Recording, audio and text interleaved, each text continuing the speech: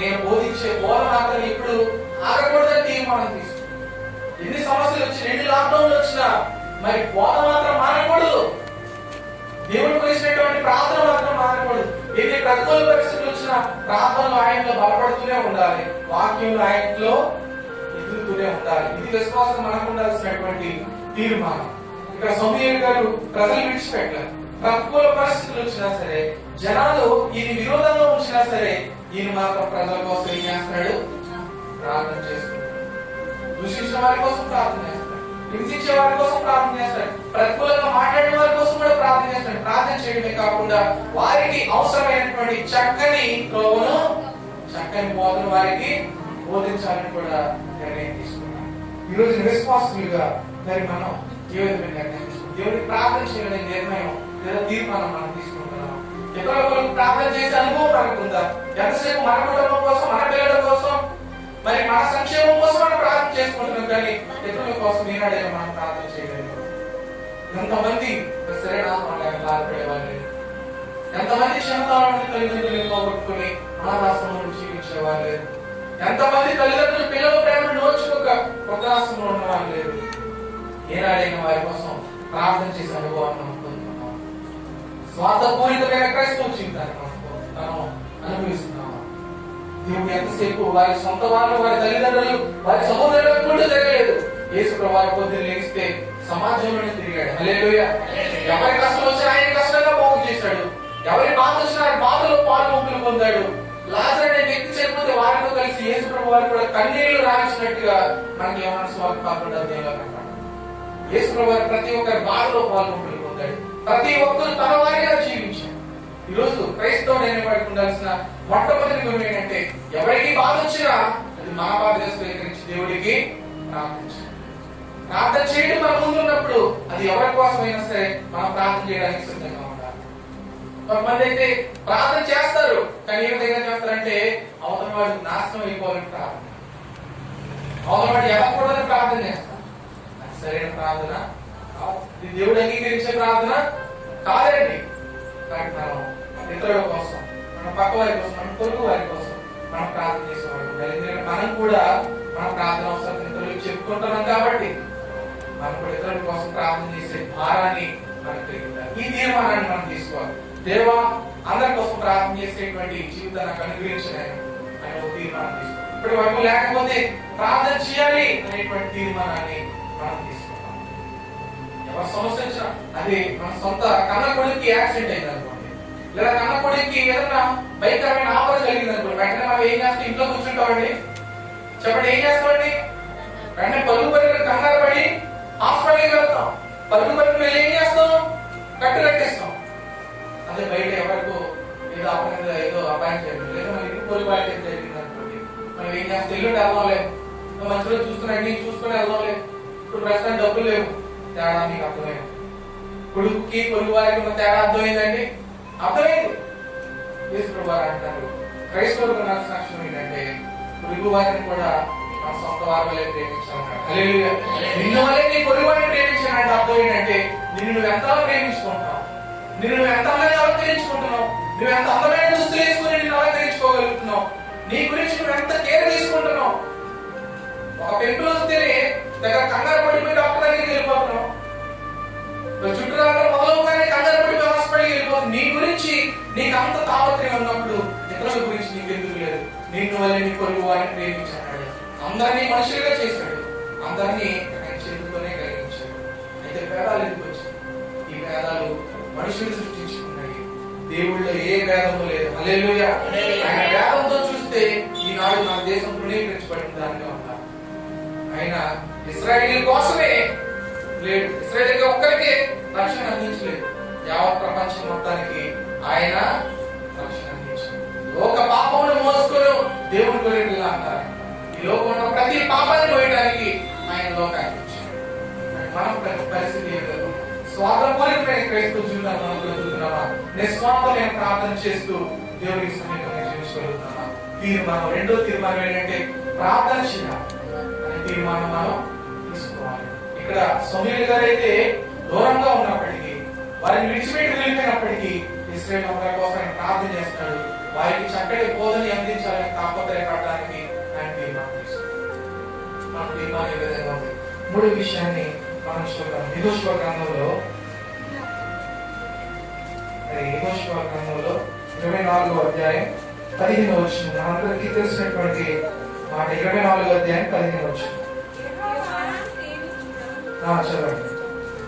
24:15 యెహోవాను సేవించుట మీ దృష్టికి కీడని తోచిన యెడల మీరు ఎవరిని సేవించెదరో నది అందరిని మీ పితరులు సేవించిన దేవతలను సేవించెదరో అమోరీయుల దేశంలో మీరు నివసించుచున్నారే వారి దేవతలు సేవించెదరో నేడు మీరు కోరుకొనిడి మీరెవరిని సేవింప కోరుకొనినను నేనును నా ఇంటి వారును యెహోవాను సేవించెదమని. హల్లెలూయా. ఇక్కడ మీరు దేవుళ్ళు ఎక్కువైపోయారు.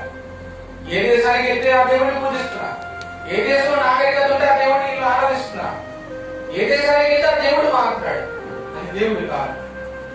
విశ్వాన్ని కలిగేసిన దేవుడు విశ్వం మొత్తానికి ఒకటే దేవుడికి ఉండాలి. ఇశ్రాయేలు దేశం అయితే ఇశ్రాయేలు దేవుడిని పూజించి, అమెరికా అయితే అమెరికాలో ఉన్న దేవుడిని పూజించి, ఆసియా అయితే ఆసియాలో ఉన్న దేవుడిని పూజించి, యూరోప్ అయితే యూరోప్ లో ఉన్న దేవుడిని పూజించి, ఈ విధంగా మారే దేవుడు దేవుడు కాదు. విశ్వం అంతకి ఒక్కడే ఉన్నవాడు, సమస్తాన్ని కలుగు చేసిన వాడు, అందరికి ఒక్కడిగా ఉన్నాడు. అతనే దేవుడు. దేవుడు అంటే అర్థం ఏంటంటే వెలుగునిచ్చేవాడు, చీకటిలో ఉన్నవాడికి వెలుగునిచ్చేవాడు. ఒక్కడే ఉండాలి. ఒక్కడే ఉన్నవాడే దేవుడు. ఎక్కడికి వెళ్తే అక్కడ మారేవాడు దేవుడు. వీరు ఇశ్రాయేలు ప్రజలు చాలా దేశాలు ప్రయాణిస్తూ వెళ్తున్నారు. వెళ్ళి చోట్ల యుద్ధాలు చేసుకుని ఆ దేశాన్ని కైవసం చేసుకుని అక్కడ కొంతకాలం నివసించి మళ్ళీ ఇంకో దేశం మీద యుద్ధానికి వెళ్తున్నారు. ఏ దేశంలో చొరబడితే వారి దేవుడిని స్వీకరిస్తున్నారు, ఆ దేవతకి పూజ చేస్తున్నారు, వారి విగ్రహాన్ని కడుతున్నారు. ఈ పద్ధతి నచ్చలేదు. మీరు ఎన్నిసార్లు చెప్పినా మీరు ఈ విధంగా పాటిస్తారేంటయ్యా? దేవుడి ద్వారా మీరు ఎవరి సముద్రాన్ని దాటారే. మీకు ఆకలిగా ఉన్నప్పుడు ఆయన మన్నాన్ని పంపించాడు, మీరు దాహంతో ఉన్నప్పుడు ఆయన మండలో నుంచి నీళ్ళు ఇచ్చాడు. ఇన్ని కార్యాలు దేవుడి ద్వారా చూసినప్పటికీ మీరు మళ్ళీ వేరే దేవతలు పూజించాలనే ఆలోచన మీలో ఎందుకు వస్తుంది? ఇక మీరు నాకు అర్థమైంది, మీరు స్థిరమైన బుద్ధి కలిగిన వారు కాదు. మీరు చంచలత్వం కనబడుతుంది. మీరు ఎక్కడికి వెళ్తే అక్కడ అలవాటు పడిపోతుంది. స్నేహితులు బట్టి మన జీవితం మారుతుందండి? మారకూడదు. మన లోకానుసారమైన స్నేహితులకు మనం స్నేహం చేస్తే ఆ అలవాటు మనం అలవాటు చేసుకుంటే మనకు కూడా ఇంకో చంచలమైన బుద్ధి కలిగిన వారము. ఏ వయసు అయినప్పటికీ పెద్దవారైనా చిన్నవారైనా ఏ వయసులోనైనా నీ స్నేహితుడు యొక్క వ్యక్తిత్వం ద్వారా నువ్వు ప్రభావితం చేయబడి మారగలుగుతున్నావు అంటే నువ్వు చంచలమైన బుద్ధి కలిగిన వాడు. చంచలమైన బుద్ధి కలగాలి. మనం ఆలోచించాలి. బైబిల్ ద్వారా మనము స్థిరమైన వ్యక్తి కలిగిన వారికి ఉంటారు. హల్లెలూయా. ఇక్కడ యెహోషువ గారు అంటున్నాడు, మీరు వెలుగు దేశానికల్లా ఒక్కొక్క దేవుడిని మీరు మరి పూజ చేస్తున్నారు. నేనైతే అన్నాను, నేను నా ఇంటి వారును, నేను ఒక్కడే కాదు నా ఇంటి వారు కూడా, నాతో ఉన్నవారు కూడా యెహోవాని సేవిస్తారు. ఇది నేను తీసుకున్న తీర్మానం. హల్లెలూయా. ఆయన తీసుకున్న తీర్మానం. ఆయన తీసుకున్న తీర్మానం ఏంటంటే దేవుణ్ణి సేవించాలనే తీర్మానం. మనం సేవించగలుగుతున్నాం. మన ద్వారా మన కుటుంబంలో ఉన్నవారు దేవుని సేవించగలుగుతున్నారు. మరి ఏదో ఒక సమయాన్ని మనము తీసుకొని అందరి కుటుంబ ప్రార్థనకి మనం ప్రేరేపించగలుగుతున్నాం. రండి కూర్చోండి కుటుంబ ప్రార్థన చేద్దాం అనుకుంటున్నాం, రండి కూర్చోండి వాక్యం విందాం అనగలుగుతున్నాం.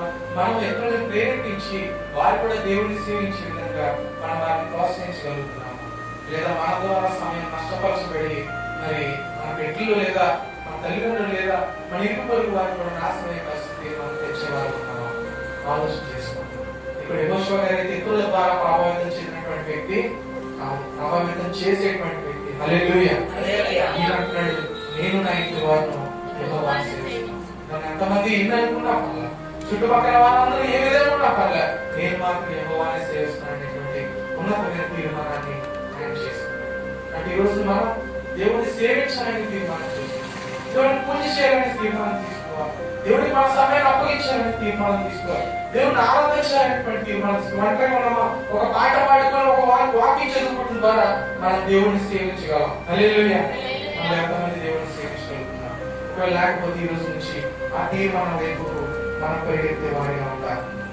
తర్వాత ఎస్తేరు గ్రంథంలో 4వ అధ్యాయం 16 వచనాన్ని మనం చూద్దాం. ఎస్తేరు గ్రంథం 4వ అధ్యాయం 16వ వచనం. ఎస్తేరు గ్రంథం 4:16 నీవు పోయి షూషానునందు కనపడిన యూదులందరినీ సమాజ మందిరమునకు సమకూర్చి నా నిమిత్తము ఉపవాసం ఉండి 3 దినములు అన్నపానములు చేయకుండి నేను నా పనికత్తులను కూడా ఉపవాసం ముందును ప్రవేశించుట న్యాయ వ్యతిరేకముగా నున్నను నేను రాజునకు ప్రవేశించుదును నేను నశించదును. హల్లెలూయా. ఆమె ఎంత బలమైన తీర్మానం తీసుకుందండి. అక్కడ ఉన్న ప్రజలందరికీ నాశనం కొంచెం వారందరినీ చంపడానికి హామన్ అనే వ్యక్తి రాజు ద్వారా శాసనం తీసుకొని మరి విశ్వాసం లేని వారిని, క్రైస్తవ లేని వారిని, యూదు లేని వారిని అందరినీ చంపేద్దామని చెప్పి నిర్ణయం తీసుకున్నాడు. ఈ సమయంలో ఆ వార్త తెలుసుకున్నటువంటి ఎస్తేరు ఏమని నిర్ణయం తీసుకుందో తెలుసా? ఆమె అనుకుంటుంది, మరి నేను ఉపవాసం ఉంటాను, నాతో పాటు నా పనికత్తులందరూ ఉపవాసం ఉండేలా నేను చేస్తాను, నీవు కనబడిన యూదులందరూ కలిసి ఉపవాసం ఉంటాను. ఎందుకో తెలుసా? రేపు పొద్దున్న రాజుగారి ప్రభుత్వం ప్రవేశించినప్పుడు ఆయన చంపేస్తాడేమో నాకు తెలియదు, నన్ను ఇష్టం వచ్చిన మాట్లాడి బాధపడతాడేమో నాకు తెలియదు, లేదా నన్ను చెరసాలలో వేస్తాడేమో నాకు తెలియదు, లేదా నాకు శిక్షణ తీస్తాడేమో నాకు తెలియదు. ఎటువంటి పరిస్థితి వచ్చినా సరే నేను భయపడకుండా ధైర్యంగా ముందుకు వెళ్ళి లాగిన నా కోసం మీరు ఉపవాసం ఉండి ఇంకో మాట ఉంది, నేను నశించిపోయినా సరే నశించిపోతాను, కానీ రాజు దగ్గరికి వెళ్ళకుండా మాత్రం నేను జనాలందరి కోసం ఆమె ఎటువంటి తీర్మానం తీసుకుంటాను.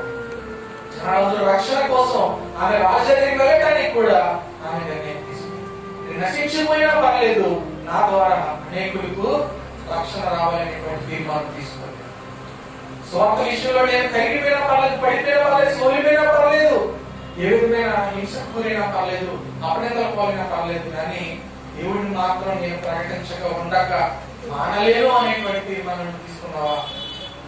యూనియా గారిని ఎన్ని హింసలు పెట్టారంటే ఆయన్ని బావిలో పాడేశారు, ఆయన మీద మరి పెద్ద పెద్ద కాడిని బరువుని వేస్తారు, ఆయన కొట్టారు, చంప మీద కూడా కొట్టారు.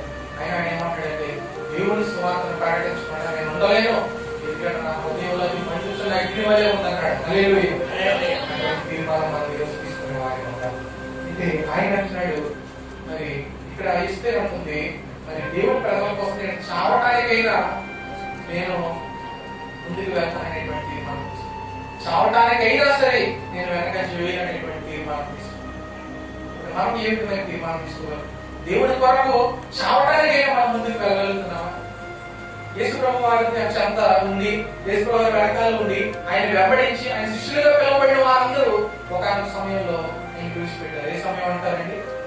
మనకి కొద్ది రోజుల్లో వస్తుంది గుడ్ ఫ్రైడే. ఆయన శిలువ మీద వెళ్ళాలని దినము ఆయన శిష్యుల్లో ఎవరు ఆయన దగ్గర ఒకే ఒక వ్యక్తి ఉన్నాడు, ఆ వ్యక్తి పేరు యోహాను. అయితే శిష్యులందరూ హస్తాక్షులు అయ్యారు, యోహాను మాత్రం సహజమైన వారనుకుంటున్నాడు. ఎందుకు తెలుసా? నా నిమిత్తము ఎవడైతే తన ప్రాణాన్ని పోగొట్టుకుంటాడో వాడు ఆ ప్రాణాన్ని తిరిగి దక్కించుకుంటాడు అన్నాడు దేవుడు. వీరందరూ భయపడి వెళ్ళిపోయారు. యోహాను భక్తులు అయితే చనిపోవడానికి ఆయన శిలువలో నేను విడిచిపెట్టకూడదని తీర్మానం తీసుకొని ఆయన చెంతకు వెళ్ళాడు. ప్రకటన గ్రంథం రాశాడు, నూతన నిబంధనలో 5 పత్రికలు రాశాడు. హల్లెలూయా. అంత గొప్ప సువార్త ఆయన చేశాడు, అంత గొప్పగా దేవుని కొరకు బ్రతకండి. ఈరోజు మనం ఎటువంటి తీర్మానం తీసుకోగలుగుతాం? దేవుడి కొరకు ఎంత శ్రమ వచ్చినా, ఎంత బాధ వచ్చినా చావటానికే నేను సిద్ధం అనేటువంటి తీర్మానం మనం తీసుకోగలుగుతాం. మనం ముందుకు సాగగలుగుతాం.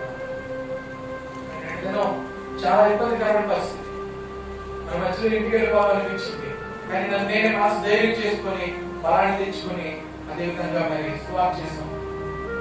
మరి చాలా భయంకరమైన పరిస్థితి. సాయంత్రం వరకు మరి నేను కాన్షియస్ లో కూడా లేనటువంటి పరిస్థితి వచ్చింది.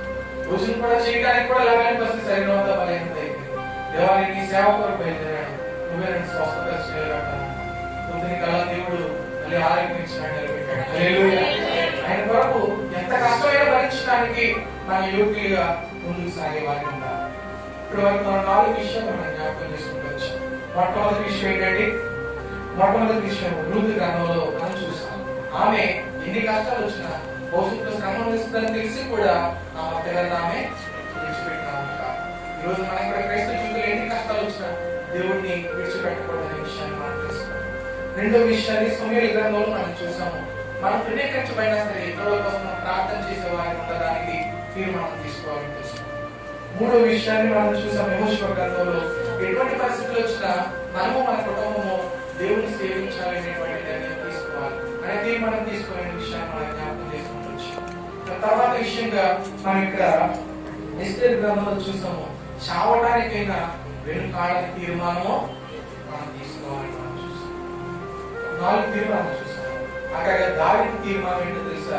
దావీదు చూడండి ఒకసారి 132వ దావీదు కీర్తనలో ఆఖరి తీర్మానము మనం చూద్దాం. 132వ దావీదు కీర్తన 3వ అధ్యాయం 3వ విషయం. 132వ దావీదు కీర్తన 3-5 కలిపి ఉంటాయి. యాకోబు యొక్క బలిష్ఠునికి మొక్కుబడి చేస్తున్నాను. ఎక్కడ యెహోవాకు నేనొక స్థలం చూసి వరకు యాకోబు యొక్క బలిష్ఠునికి ఒక నివాస స్థలము నేను చూచి వరకు నా వాసస్థానమైన గుడారములో నేను ప్రవేశింపను. నేను పరుండు మంచం మీదకి ఎక్కను. నా కన్నులకు నిద్ర రానియను. నా కనురెప్పలకు ఉనికిపాటు కూడా రానియను. ఎంత గొప్ప తీర్మానం తీసుకున్నాడు. దేవుడు మందిరం కట్టించేవాడు. కనీసం నేను నిద్రపోను, నా గుడారంలోకి, నా గృహంలోకి, నా మంచం మీద కూడా నేను ప్రవేశించినటువంటి ఒక ఉన్నతమైన తీర్మానం తీసుకున్నాడు దావీదు. ఇందులో మనకు కనబడుతున్న శ్రద్ధ. ఆయన శ్రద్ధ కలిగి, ఆయన పనిలో శ్రద్ధ కలిగి పనిచేయడానికి మనం తీర్మానం తీసుకోవాలి. మనం ఏ పరిచయం చేసినప్పటికీ, మనం ఏ పని చేసినప్పటికీ, దేవుళ్ళో మనం ఏది చేసినప్పటికీ శ్రద్ధ కలిగి చేయాలనేటువంటి తీర్మానం మనం తీసుకోవాలి. మనం ఎంతో మంది శ్రద్ధ కలిగి మరి ఉన్నతమైనటువంటి పనులు చేసి దేవుడిని మహిమపరిచారు. అందుని బట్టి నేను ఎంతగానో స్తుతిస్తా ఉన్నాను. చక్కటి ఘనంగా జరిగింది మొన్న రాబర్ట్ సామ్యూయల్ గారిది మరి కార్యక్రమం ఘనంగా జరిగిందని సంఘస్థులందరూ మరి వారు తీర్మానం తీసుకున్నారు. చేయాలి, ఎలా అయినా సరే భోజనాలు పెట్టాలని తీర్మానం తీసుకొని ప్రతి ఒక్కరు ముందుకు వచ్చి ప్రతి ఒక్కరు వారి కష్టానికి వారు ఎంత కష్టపడతారు అంత కష్టంగా ఎంతో కష్టపడి దేవుడి నామంలో అనేకులకు భోజనం పెట్టడానికి వారు ముందుకు వచ్చారు. దేవుడు విడిచిపెట్టేవాడు, దేవుడు ఉన్నతమైన స్థితిలో ఆశీర్వదించేవాడు ఉన్నాడు. హల్లెలూయా. ఇక్కడ మనం ఏ విధంగా తీర్మానం తీసుకోవాలంటే దేవుడి పనిలో శ్రద్ధగా పనిచేయడానికి మనము ప్రార్థన స్టార్ట్ చేసి మరి ఏదో నామకార్థ పని చేసి ఆమేననేలాగా తీసుకోవాలి. ఏదో వాక్యం చేసి మళ్ళీ ఇక్కడ విడిచిపెట్టి వెళ్ళిపోయేలాగా వాక్యం నా హృదయంలో ఫలింప చేసుకుంటాను అనేటువంటి తీర్మానం, దాచుకుంటాను, విడిచిపెట్టిన వాక్యాన్ని భద్రత చేసుకుంటాను, నాకు సహాయం చేయదేవని మనం అడిగా భద్రత చేసుకుంటాను అనేటువంటి తీర్మానం మనం తీసుకోవాలి. 5 రకాల తీర్మానాలు చూసాం. ఆఖరి తీర్మానంగా శ్రద్ధ కలిగి దేవుడిలో జీవించడానికి తీర్మానం తీసుకుంటాం. మన తలలో నుంచి ప్రతి ఒక్కరి తల నుంచి తీర్మానం. ఏలియా ప్రవక్త అంటాడు, ఎన్నాళ్ళు మీరు 2 తలముల మధ్యలో నివసిస్తున్నారు. ఒక దారిలోనే మీరు ప్రవేశించాలి, ఒక దారిలోనే మీరు నివసించాలి. అది నిజమైన తీర్మానం. ఉన్నతమైన తీర్మానం వైపు నువ్వు బయటకు చేయడం. మొట్టమొదటిగా దేవుని కోసం బ్రతకడం తీర్మానం తీసుకోవాలి. రెండవది సమూయేలు విషయంలో దేవుని కోసం దేవునితో ప్రార్థన చేసే తీర్మానం తీసుకోవాలి ఇతరుల కొరకు. మూడవదిగా దేవుడిని సేవించే తీర్మానం తీసుకోవాలి యెహోషువ గారిలాగా. నాలుగవదిగా దేవుని కొరకు చావడానికైనా వెనుకాడని తీర్మానం తీసుకోవాలి. ఎస్తేరులో మనం చూసిన విధంగా మరి ఆఖరిగా మరి దావీదులో మనం దేవుడి పనిలో శ్రద్ధ కలిగి ఉండటానికి మనం తీర్మానం తీసుకోవాలి. ఈ తీర్మానాలు మన జీవితంలో ఉన్నాయా? ఒకవేళ లేకపోయినట్లయితే దేవా నీలో వెళ్తే ప్రతి జీవితం నాకు అనిపించింది, ఇక్కడ నుంచి మీలో ఉంటాను అనేటువంటి ఉన్నతమైన తీర్మానం నేను తీసుకోగలవా? తీసుకోగలిగితే ఉన్నతమైన స్థితిని దేవుడు చూపిస్తాడు. దేవుడిలో ఉన్నతమైన ఆనందాన్ని మనం అనిపించాలి. లోపల ఎన్ని శ్రమలు వచ్చినప్పటికీ, ఎన్ని బాధలు వచ్చినప్పటికీ, ఎన్ని అపనితులు వచ్చినప్పటికీ, ఎన్ని సమస్యలు వచ్చినప్పటికీ, ఎన్నిటికి దూరమైనప్పటికీ దేవుడిలో మనం బలం పొందిన వారు, దేవుడిలో సంతోషించిన వారు. ఎప్పుడైతే మనం తీర్మానం తీసుకుంటామో అప్పుడు ఈ స్థితిలోనికి మనం ప్రవేశించే భాగ్యం దేవుడు మనం ప్రార్థన చేసుకుంటాం. తండ్రి మీకు వందనాలు, స్తోత్రాలైనా రాత్రి కాల సమయంలో తండ్రి పరిశుద్ధ లేఖనాల నుండి అతని కొద్ది విషయాలు మీరు జ్ఞాపకం చేసుకోవడానికి మీరు అనుగ్రహించిన ఈ సమావేశాన్ని బట్టి సమయాన్ని బట్టి ఈ అనుకూలతను బట్టి మీకు స్తోత్రాలు. ఎందరైతే ఈ వాక్యం విన్నారో ప్రతి ఒక్కరి వాక్యానుసారంగా నేను తండ్రి వారి విశ్వాస జీవితాన్ని బలపరచుకోవడానికి ఇంకా మీరు ఎదిగి ఫలించి సహాయించి ఉన్నతమైన తీర్మానాలు తీసుకునే విధంలో మీకు నేను తండ్రి వారిని నడిపించి ప్రతి ఒక్కరి వాక్యాన్ని వినిపించిపెట్టే వారు కాకుండా హృదయంలో భద్రపరుచుకుని నేను తండ్రి ముందు సమీపంలో నడిపించాను. నేను జరగబోతున్న సమయాన్ని ప్రతి ఒక్కరికి ఆశీర్వాదకరంగా మార్చి ప్రతి ఒక్క హృదయానికి భద్రం చేసి మారు మనసు వైపు రక్షణ వైపు నడిపించి ఇంకా ఎవరైతే రెండు మనసుల మధ్యలో ఉన్నారో రెండు తలుపుల మధ్యలో ఉన్నారు వారిని తండ్రి చక్కటి క్రమంలోనికి తండ్రి స్థిరమైనటువంటి తీర్మానాలలోనికి